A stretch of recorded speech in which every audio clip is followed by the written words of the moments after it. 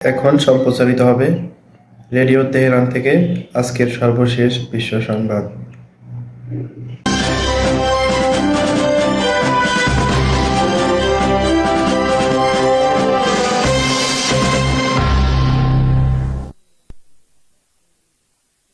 শুরুতেই সংবাদ শিরোনাম।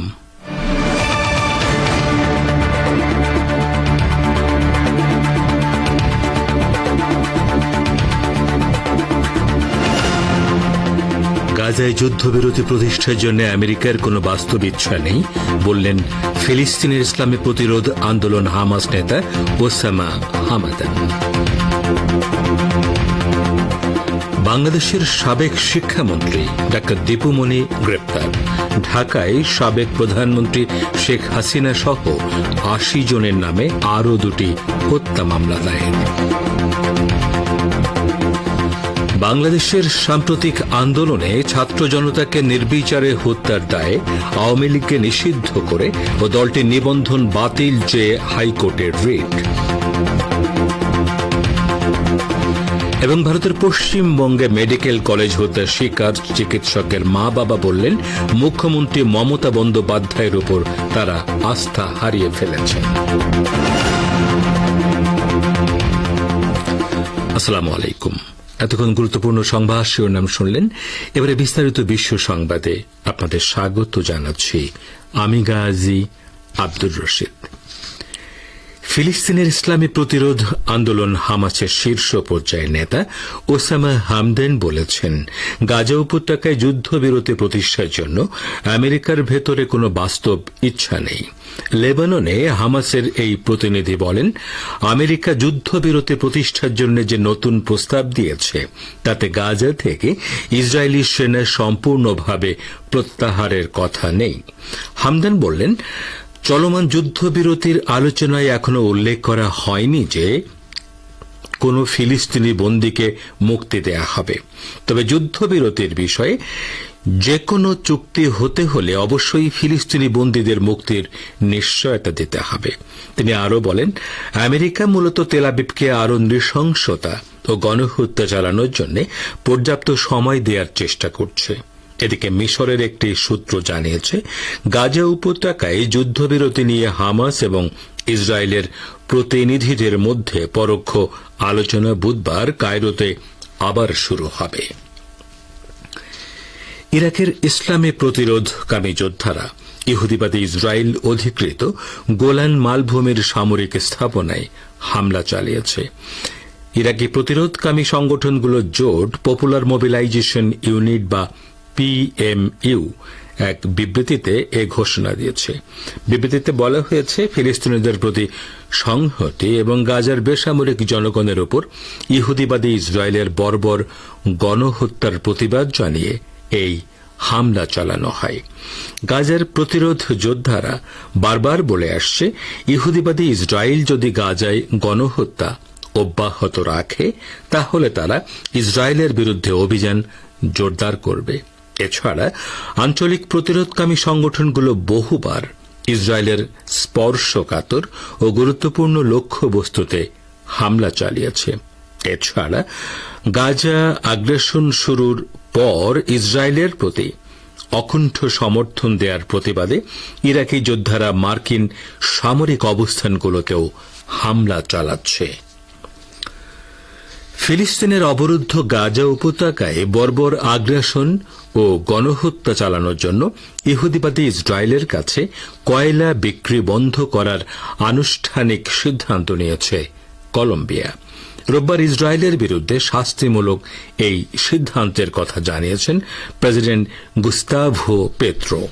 তিনি এক বিবৃতিতে বলেন বোমা তৈরির জন্য ইসরায়েল কলম্বিয়ার কয়লা ব্যবহার করে যাতে ফিলিস্তিনি শিশুরা মারা যাচ্ছে, ফলে কলম্বিয়ার থার্মাল কয়লা ইসরায়েলে রপ্তানি করা নিষিদ্ধ। গত 14 জুলাই প্রেসিডেন্ট গুস্তাভো একটি ডিক্রি জারি করেন। এতে তিনি এবং দেশের কয়েকজন মন্ত্রী ও চ্যান্সেলর লুইস গিলবার্টো সই করেছেন। এই নিষেধাজ্ঞা আগামী সপ্তাহ থেকে কার্যকর হবে। একসময় কলম্বিয়া ছিল ইসরায়েলের অন্যতম প্রধান কয়লা সরবরাহকারী দেশ। এর আগে গুস্তাভো ইসরায়েলের সাথে কূটনৈতিক সম্পর্ক ছিন্ন করার এবং চলতি বছরের শুরুতে ইসরায়েলের কাছ থেকে অস্ত্র কেনা বন্ধ করারও ঘোষণা দেয়। আপনারা বিশ্ব সংবাদ শুনছেন রেডিও তেহরান থেকে, আর প্রচারিত হচ্ছে বাংলাদেশ ও ভারতে শর্টে 25 মিটার ব্যান্ডে, এছাড়া বিশ্বজুড়ে ইন্টারনেট ও স্যাটেলাইটে। বাংলাদেশের সাবেক শিক্ষামন্ত্রী ও আওয়ামী লীগের কেন্দ্রীয় যুগ্ম সম্পাদক ডাক্তার দীপু মনিকে আটক করেছে ঢাকা মহানগর পুলিশের গোয়েন্দা বিভাগের একটি দল। আজ সন্ধ্যায় রাজধানীর বারিধারা ডিওএইচএস এলাকা থেকে তাকে আটক করা হয়। সন্ধ্যা 7টার দিকে ডাক্তার দীপু মনিকে আটকের অভিযানে থাকা ডিবির একজন ঊর্ধ্বতন কর্মকর্তা এই তথ্য নিশ্চিত করেছেন। ওই কর্মকর্তা নাম প্রকাশ না করার শর্তে বলেন, বারিধারার ডিওএইচএস থেকে সাবেক মন্ত্রী দীপু মনিকে আটক করেছে ডিবি গুলশান বিভাগের একটি দল। তার বিরুদ্ধে চাঁদপুর এবং ঢাকায় মামলা রয়েছে। এসব মামলায় তাকে গ্রেপ্তার দেখানো হতে পারে। এখনই দীপু মনিকে মিন্টো রোডের ডিবি কার্যালয়ে নেওয়া হবে। এদিকে ছাত্র জনতার অভ্যুত্থানকে কেন্দ্র করে বাংলাদেশের রাজধানীর মিরপুর ও শেরেবাংলা নগর এলাকায় 2 জন নিহতের ঘটনায় সাবেক প্রধানমন্ত্রী শেখ হাসিনা ও আওয়ামী লীগের সাধারণ সম্পাদক ওবায়দুল কাদের সহ 80 জনের বিরুদ্ধে 2টি হত্যা মামলা হয়েছে। এর মধ্যে একটি মামলা গত 4 আগস্ট মিরপুর আইডিয়াল স্কুলের সামনে যুবদল নেতা আব্দুল্লাহ কবির খান নিহতের ঘটনায় দায়ের করা হয়েছে। অপরদিকে শেরেবাংলা নগর থানার সামনে কাঠ মিস্ত্রি তারেক হোসেন হত্যার ঘটনায় শেখ হাসিনা সহ 13 জনের বিরুদ্ধে মামলা করা হয়েছে। মামলার অপর আসামিরা হলেন ওবায়দুল কাদের, আসাদুজ্জামান খান কামাল, সাবেক আইনমন্ত্রী আনিসুল হক, সাবেক সংসদ সদস্য কামাল আহমেদ মজুমদার, মইনুল হোসেন খান নিখিল ও সাবেক আইজিপি চৌধুরী আব্দুল্লাহ আল মামুন। বৈষম্য বিরোধী ছাত্র আন্দোলনের সময় বাংলাদেশের ছাত্র জনতাকে নির্বিচারে হত্যার দায়ে আওয়ামী লীগকে নিষিদ্ধ করে ও দলটির নিবন্ধন বাতিল চেয়ে হাইকোর্টে একটি রিট দায়ের করা হয়েছে। মানবাধিকার সংগঠন স্যাডা সোসাইটির পক্ষে নির্বাহী পরিচালক আরিফুর রহমান মুরাদ ভূঁইয়া আজ রিটটি দায়ের করেন। যেসব প্রতিষ্ঠান শেখ হাসিনার নামে রয়েছে, রিটে সেগুলোর নাম পরিবর্তনের আর্জি জানানো হয়েছে। এছাড়া দেশ সংস্কারের লক্ষ্যে বর্তমান অন্তর্বর্তী সরকারের মেয়াদ সর্বনিম্ন 3 বছর এবং বিদেশে পাচার করা 11 লাখ কোটি টাকা ফেরত আনতে ও বিগত আওয়ামী লীগ সরকারের আমলে চুক্তিভিত্তিক নিয়োগ পাওয়া কর্মকর্তাদের বদলি চাওয়া হয়েছে। বাংলাদেশের রাজধানী ঢাকার 2টি সহ দেশের 12টি সিটি কর্পোরেশনের মেয়রদের অপসারণ করা হয়েছে। তাদের অপসারণের পর সব সিটিতে প্রশাসক নিয়োগ দেওয়া হয়েছে। আজ স্থানীয় সরকার বিভাগ থেকে এ সংক্রান্ত 2টি প্রজ্ঞাপন জারি করা হয়েছে। অপসারিত মেয়রদের মধ্যে রয়েছেন ঢাকা দক্ষিণ সিটি কর্পোরেশনের মেয়র ব্যারিস্টার শেখ ফজলেনুর তাপস ও ঢাকা উত্তর সিটি কর্পোরেশনের মেয়র আতিকুল ইসলাম এবং নারায়ণগঞ্জ সিটি কর্পোরেশনের মেয়র সেলিনা হায়াত আইভি। এদিকে ঢাকা মহানগর গোয়েন্দা পুলিশের সাবেক প্রধান হারুন আর রশিদ ও ডিএমপির যুগ্ম পুলিশ কমিশনার বিপ্লব কুমার সরকারের বিরুদ্ধে হত্যা প্রচেষ্টার অভিযোগে মামলা দায়ের করেছেন বিএনপির নেতা জৈনুল আবেদিন ফারুক। 2011 সালের 6 জুলাই সংসদ ভবনের সামনে মানিক মিয়া এভিনিউয়ে পুলিশের লাঠি পেটায় গুরুতর আহত হওয়ার ঘটনায় এ মামলা দায়ের করা হয়েছে। আপনারা বিশ্ব সংবাদ শুনছেন রেডিও তেহরান থেকে, আর প্রচারিত হচ্ছে বাংলাদেশ ও ভারতে শর্টওয়েভ 25 মিটার ব্যান্ডে।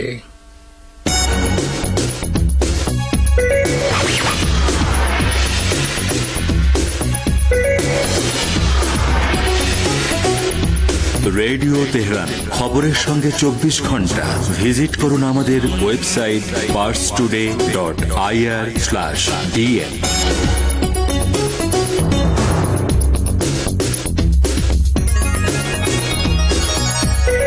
আবারও ফিরে এলাম বিশ্ব সংবাদে। ভারতের পশ্চিমবঙ্গের কলকাতায় আরজি কর মেডিকেল কলেজে ধর্ষণ ও হত্যার শিকার সেই চিকিৎসকের মা বাবা বলেছেন, রাজ্যের মুখ্যমন্ত্রী মমতা বন্দ্যোপাধ্যায়ের ওপর তারা আস্থা হারিয়ে ফেলেছেন। মামলাটি নিয়ে পুলিশের উদ্যোগে দেখে আস্থা নষ্ট হয়েছে তাদের। ভারতের এনডিটিভিকে দেয়া বিশেষ সাক্ষাৎকারে এসব কথা বলেছেন তারা। ভুক্তভোগী চিকিৎসকের বাবা বলেছেন, সিবিআই এর একটি দল গতকাল বাড়িতে এসেছিল। কেন্দ্রীয় তদন্ত সংস্থা বা সিবিআই অন্তত চেষ্টা করছে। তার দাবি, তিনি তার মেয়ের ডায়েরির একটি পৃষ্ঠা সিবিআইকে দিয়েছেন, তবে সেখানে কি লেখা আছে তা জানাননি। রাজ্য সরকারের তদন্তের ব্যাপারে নিহত নারী চিকিৎসকের বাবা বলেন, মমতা বন্দ্যোপাধ্যায়ের উপর আমার পূর্ণ আস্থা ছিল, তবে এখন আর নেই। তিনি ন্যায় বিচার চাইছেন, কিন্তু তিনি কিছুই করছেন না। বাংলাদেশের সঙ্গে দ্বিপক্ষীয় বলিষ্ঠ সম্পর্ক গড়ে তুলতে চায় পাকিস্তান। দ্বিপক্ষীয় ও বহুপক্ষীয় ক্ষেত্রে পারস্পরিক স্বার্থ সংশ্লিষ্ট সব বিষয়ে বাংলাদেশের সঙ্গে ঘনিষ্ঠভাবে কাজ করতে আগ্রহী দেশটি। অন্তর্বর্তী সরকারের প্রধান উপদেষ্টা ড মোহাম্মদ ইউনুসকে দেয়া চিঠিতে এ আগ্রহের কথা জানান পাকিস্তানের প্রধানমন্ত্রী শাহবাজ শরীফ। আজ প্রধান উপদেষ্টার দপ্তর থেকে এ চিঠির কথা জানানো হয়। পাকিস্তানের প্রধানমন্ত্রী বলেন, আমরা আন্তরিকভাবে বাংলাদেশের সঙ্গে দ্বিপক্ষীয় বলিষ্ঠ সম্পর্ক গড়ে তুলতে চাই, যা আমাদের দুই দেশের জনগণের স্বার্থ রক্ষা করবে এবং তাদের জীবনে অর্থবহ পরিবর্তন আনতে পারবে। তিনি বলেন, আগামী দিনগুলোতে বাংলাদেশের অন্তর্বর্তী সরকারের সঙ্গে দ্বিপক্ষীয় ও বহুপক্ষীয় উভয় ক্ষেত্রে পারস্পরিক স্বার্থ সংশ্লিষ্ট সব বিষয়ে ঘনিষ্ঠভাবে কাজ করতে চান তিনি। চিঠিতে শাহবাজ শরীফ উল্লেখ করেন, ভ্রাতৃপ্রতি মুসলিম দেশ হিসেবে বাংলাদেশের সঙ্গে সম্পর্ককে পাকিস্তান অত্যন্ত গুরুত্বপূর্ণ বলে মনে করে।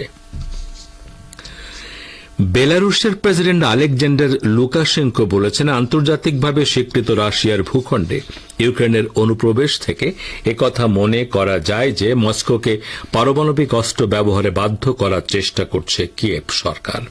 তিনি সতর্ক করে বলেন, কুর্স্ক অঞ্চলে ইউক্রেনের অভিযান চলমান সংঘাত শুরুর পর থেকে কিয়েভের সবচেয়ে বড় আন্তঃসীমান্ত হামলা।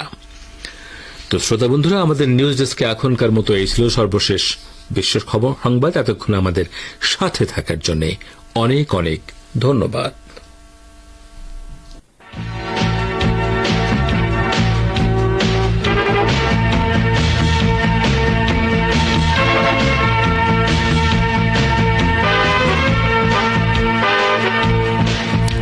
বিশ্ব সংবাদ শুনলেন রেডিও তেহরান থেকে। শ্রোতা বন্ধুরা, এবারে আমন্ত্রণ জানাচ্ছি সংবাদ ভাষ্যের অনুষ্ঠান দৃষ্টিপাতে। মার্কিন গবেষণা প্রতিষ্ঠান থিঙ্ক ট্যাঙ্ক পরামর্শ দিয়েছে, মার্কিন যুক্তরাষ্ট্র এবং তার মিত্রদের উচিত ইরানের ড্রোন বা অন্যান্য অস্ত্র উৎপাদন এবং মজুদের বিরুদ্ধে নাশকতামূলক পদক্ষেপ নেয়া, যাতে ইরানের সরবরাহ খাতকে ব্যাহত করা যায়। এ সম্পর্কে এখন রয়েছে আমাদের ভাষ্যকারের একটি পর্যালোচনা, পড়ে শোনাচ্ছেন সহকর্মী রেজওয়ান হোসেন। আমেরিকান গবেষণা প্রতিষ্ঠান থিঙ্ক ট্যাঙ্কের মতে, ইরানি ড্রোনগুলো ইউক্রেন ও ইসরায়েলকে ছাড়িয়ে গেছে এবং কমপক্ষে আরও দুটি মহাদেশে ইরানি ড্রোনের জনপ্রিয়তা লক্ষ্য করা গেছে। সম্প্রতি American Foundation Defence of Democracy ইরানি অস্ত্রের ব্যাপারে বৈশ্বিক আগ্রহ সম্পর্কে একটি প্রতিবেদনে বলেছে, যদিও বাইডেন প্রশাসন ইসরায়েলের বিরুদ্ধে ইরান ও তার প্রক্সি যোদ্ধাদের ক্ষেপণাস্ত্র ও ড্রোন হামলা প্রতিরোধ বা হামলার মাত্রা সীমিত করার জন্য ব্যাপক চেষ্টা করছে, কিন্তু আমাদের এটা মনে রাখতে হবে, মধ্যপ্রাচ্য এখন ইরানি অস্ত্র ও ক্ষেপণাস্ত্রে ভরপুর। পার্স টুডে এবং ইরনা জানিয়েছে, American Foundation Defence of democracy এই প্রতিবেদনে লেবাননে ইরানের ড্রোন সহ আরো কিছু অস্ত্রের উপস্থিতির কথা উল্লেখ করে বলেছে যে ইয়েমেনের আনসারুল্লাহ গোষ্ঠীও প্রথম ঐতিহাসিক দূরপাল্লার ড্রোন হামলা চালায় ইসরায়েলের বিরুদ্ধে। এতে একজন নিহত হয়েছিল। ইরানের তৈরি এই ড্রোন 2600 কিলোমিটার পথ পাড়ি দিতে সক্ষম। এই আমেরিকান থিঙ্ক ট্যাঙ্কের বিশ্লেষণ অনুসারে এগুলোই কেবল বর্তমান উদ্বেগজনক বিষয় নয়, বরং ইসলামী প্রজাতন্ত্র ইরান তাদের পক্ষে একটি অনুকূল আন্তর্জাতিক পরিবেশের সুযোগ নিয়ে গুরুত্বপূর্ণ প্রতিরক্ষা এবং সামরিক অস্ত্র সরবরাহকারী হয়ে উঠেছে। এই থিঙ্ক ট্যাঙ্কের গবেষণা অনুসারে ইরানের যেসব সুবিধাজনক দিক রয়েছে তার মধ্যে একটি হলো যুদ্ধক্ষেত্রে তেহরানের স্বল্প খরচের ড্রোন ব্যবহার, যা খুবই কার্যকর। উদাহরণস্বরূপ শহীদ 136 মডেলের ড্রোনের কথা বলা যায়, যা ইউক্রেনের বিরুদ্ধে রাশিয়ার যুদ্ধে গুরুত্বপূর্ণ ভূমিকা পালন করেছে। এই প্রতিবেদনে বলা হয়েছে ইরানি ড্রোনগুলোর কার্যকারিতা ইউক্রেন এবং ইসরায়েলকে ছাড়িয়ে গেছে এবং কমপক্ষে আরো দুটি মহাদেশে এর ব্যাপক চাহিদা লক্ষ্য করা গেছে। এভাবে ইরানি অস্ত্রের ব্যবহার থেকে আন্তর্জাতিক অঙ্গনে সামরিক শক্তি অর্জনে ইরানের সাফল্যের প্রমাণ পাওয়া যায়। তেহরান ভেনেজুয়েলাকে দেশীয় ড্রোন তৈরিতে সহায়তা করছে। এছাড়া ইরান ল্যাটিন আমেরিকার অন্য দেশগুলোকেও স্থানীয়ভাবে যেসব ড্রোন তৈরিতে সহযোগিতা করছে তার সাথে ইরানের মোহাজের 2 ড্রোন ও শহীদ 171 ড্রোনের মিল রয়েছে। ইথিওপিয়ার সেনাবাহিনীও ইরানের মোহাজের 6 ড্রোন ব্যবহার করছে। সুদানও ইরানি ড্রোন ব্যবহার করছে। এই কারণে ইরান ও আর্মেনিয়ার মধ্যে $50 কোটি মূল্যে অস্ত্র চুক্তিতে ড্রোন অন্তর্ভুক্ত হলে এতে অবাক হওয়ার কিছু থাকবে না। ইরান বিরোধী এই মার্কিন থিঙ্ক ট্যাঙ্ক একটি অভ্যন্তরীণ সংবাদ সংস্থার উদ্ধৃতি দিয়ে বলেছে যে তেহরান 2028 সালের মধ্যে বিশ্বব্যাপী ড্রোন বাজারে তুরস্কের জায়গা দখলের পরিকল্পনা করেছে। প্রতিবেদনের অন্য একটি অংশে এই থিঙ্ক ট্যাঙ্কের বিশেষজ্ঞরা বলছেন, প্রতিরক্ষা প্রদর্শনীতে শক্তিশালী উপস্থিতি বিশ্বের কাছে ইরানের সামরিক সক্ষমতা পরিচয় করিয়ে দেওয়ার বিরাট সুযোগ এনে দিয়েছে। 2024 সালে মালয়েশিয়া, কাতার ও ইরাকে আয়োজিত প্রতিরক্ষা প্রদর্শনীতে ইরান তার সমরাস্ত্র প্রদর্শন করে এবং সৌদি আরবেও সামরিক প্রদর্শনীতে অংশগ্রহণের জন্য প্রতিনিধি দল পাঠায়। American Foundation Defence of democracies এই প্রতিবেদনে দাবি করেছে, বিশ্বব্যাপী ইরানের অস্ত্রের ক্রমবর্ধমান সম্প্রসারণের কারণে এই দেশটির বিরুদ্ধে শাস্তিমূলক ব্যবস্থা গ্রহণ জরুরি। কিন্তু নিরাপত্তা পরিষদের স্থায়ী একটি সদস্য দেশ যখন ইরানি ড্রোন থেকে উপকৃত হচ্ছে এবং শীঘ্রই ইরানের তৈরি ব্যালিস্টিক ক্ষেপণাস্ত্র পেতে যাচ্ছে, তখন নিরাপত্তা পরিষদে ইরানের অস্ত্র রপ্তানির বিরুদ্ধে নতুন প্রস্তাব অনুমোদন করা সম্ভব হবে না। এই প্রতিবেদনের লেখকরা পরামর্শ দিয়েছেন, মার্কিন যুক্তরাষ্ট্র এবং তার মিত্রদের উচিত ইরানের ড্রোন বা অন্যান্য অস্ত্র উৎপাদন এবং মজুদের বিরুদ্ধে নাশকতামূলক পদক্ষেপ নেওয়া, যাতে ইরানের সরবরাহ খাতকে ব্যাহত করা যায়। এতক্ষণ যারা আমাদের সংবাদটি শুনলেন সবাইকে অসংখ্য ধন্যবাদ। আমাদের নিয়মিত ভিউয়ার যারা আছেন তাদের 82% ভিউয়ার্স এখনও আমাদের চ্যানেলটি সাবস্ক্রাইব করেননি। সো যারা আমাদের চ্যানেলটি এখনও সাবস্ক্রাইব করেননি দয়া করে সাবস্ক্রাইব করে দিন এবং নিয়মিত আমাদের পাশে থাকবেন আশা করি। ধন্যবাদ সবাইকে।